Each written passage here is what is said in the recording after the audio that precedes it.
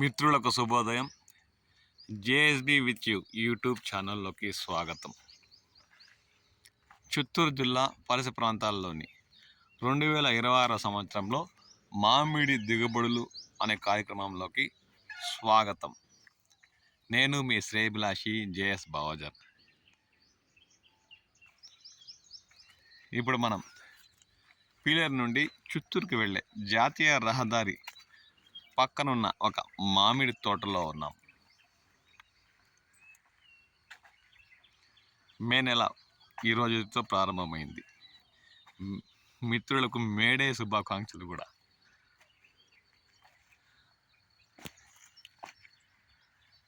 గురువారం రాత్రి అంటే ఏప్రిల్ 30వ తేదీ రాత్రి 12 గంటల తర్వాత చిత్తూరు జిల్లా పుల్చల మండల పరిసర ప్రాంతాల్లో ఉరుములతో కూడిన మోస్తారుపాటు వర్షాలు పలు గ్రామాల్లో పడినట్లు రైతులు పేర్కొన్నారు.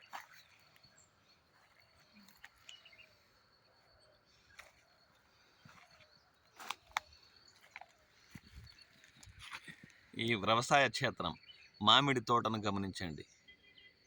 రైతు ఎంతో శ్రద్ధగా దుక్కులు దున్ని ఎర్రమట్టి నేల కావడంతో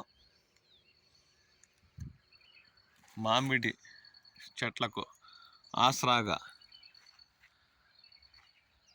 డ్రిప్ పైపులను కూడా ఏర్పాటు చేశారు ఈ వేసవికి తట్టుకునేలా. అందువల్ల ఈ తోటలో తోతాపురి రకం కాయలు ఇప్పటికే మే నెల ప్రారంభానికే దాదాపు కాయ సైజు అత్యధికంగా అంటే గరిష్టంగా అరకిలోకి పైగా దర్శనమిస్తున్న దృశ్యాలు మనం చూస్తున్నాం. అంటే 600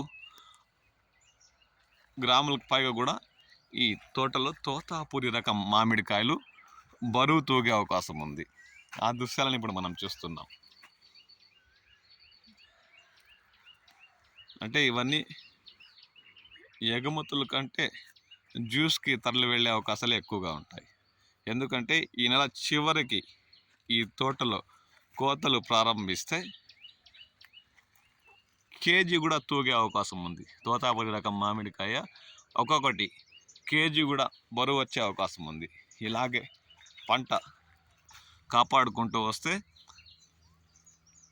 ఒక బెంగళూరు కాయ కేజీ కూడా తూగే అవకాశం ఉందని వారు అంటున్నారు. కొన్నిటికి మాత్రం కాండం పై భాగంలో బంకల ద్రవం ఊరడంతో కొన్ని కాయలకు మాత్రం నల్లటి మచ్చలు దర్శనమిస్తున్న దృశ్యాలు చూస్తున్నాం.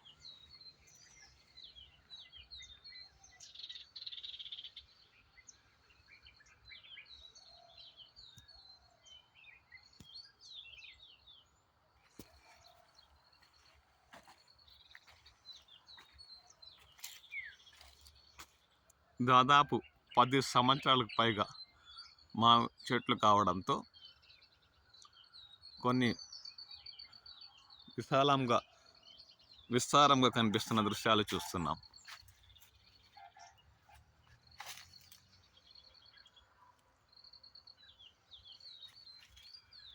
ఇప్పటికే రైతు 4 సార్లు మందులు పిచికారీ చేయడంతో అంత మాత్రం పంట కాపాడుకుంటూ వస్తున్నట్లు వారు అంటున్నారు.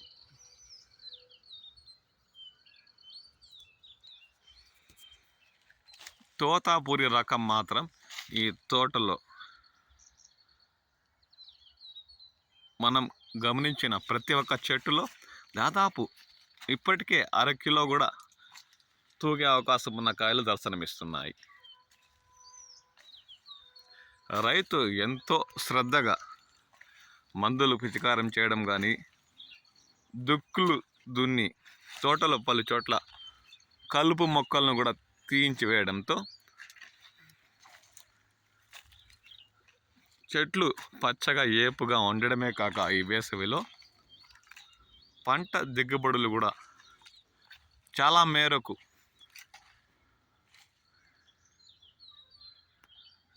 బెటర్మెంట్ అనే చెప్పాలి.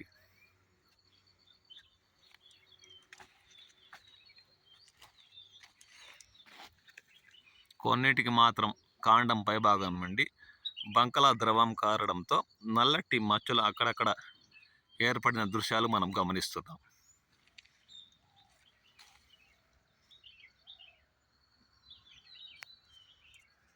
ఈ మామిడి తోటలో తోతాపూరి, నీలం రకం చెట్లే ఎక్కువగా నాటడంతో తోటంతా నీలం మరియు బెంగళూరు రకం మామిడికాయలు దర్శనమిస్తున్నాయి.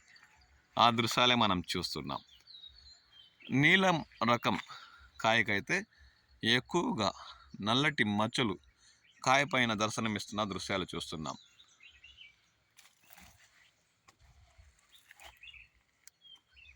దాదాపు నీలం రకం కాయలు 100 ఉంటే 90% నల్లటి మచ్చలు కాయపైన దర్శనమిస్తున్న దృశ్యాలు మనం ఇప్పుడు చూస్తున్నాం. అంటే ఒక చెట్టులో దాదాపు నీలం రకం అయితే ఇది 15 ఏళ్ల పైగా చెట్లు కావడంతో అంచనాగా ఒక 300 నుండి ఈ చెట్లో 400 కాయల వరకు ఉన్నట్లు మనం ఒక అంచనాకు రావచ్చు. ఆ దృశ్యాలే మనం చూస్తున్నాం. ఒక పక్క కాయల్లో మాత్రమే ఎక్కువగా జిగుటుతో కూడిన ద్రవం రావడంతో నల్లటి మచ్చలు ఏర్పడిన దృశ్యాలు మనకు కనిపిస్తున్నాయి. మరో పక్క కాయలు కాస్త బెటర్మెంట్గానే కనిపిస్తున్న దృశ్యాలు మనం చూస్తున్నాం.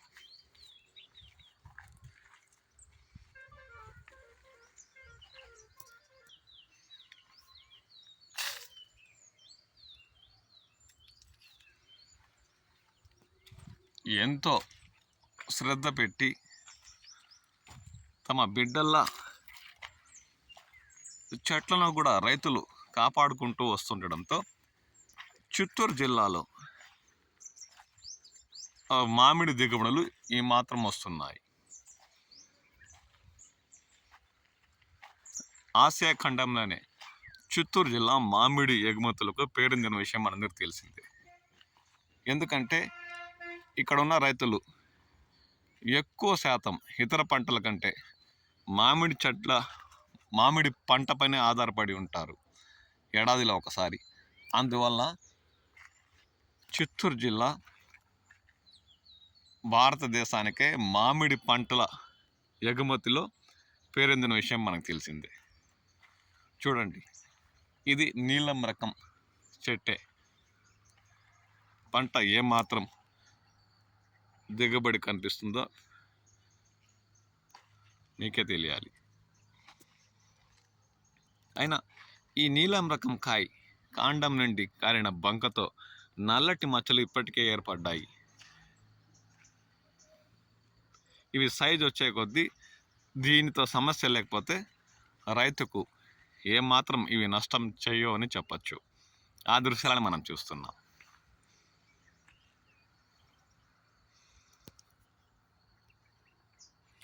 పంట మాత్రం దాదాపు గత ఏడాదితో పోల్చుకుంటే ఈ మామిడి తోటలో తోతాపూరి, నీలం రకం కాయలు 70% మేరకు దిగుబడులు ఉన్నాయని చెప్పచ్చు. ఈ ఏడాది గిట్టుబాటు ధరలు వస్తే రైతుకి ఏమాత్రం నష్టం చేకూరే అవకాశం లేదు.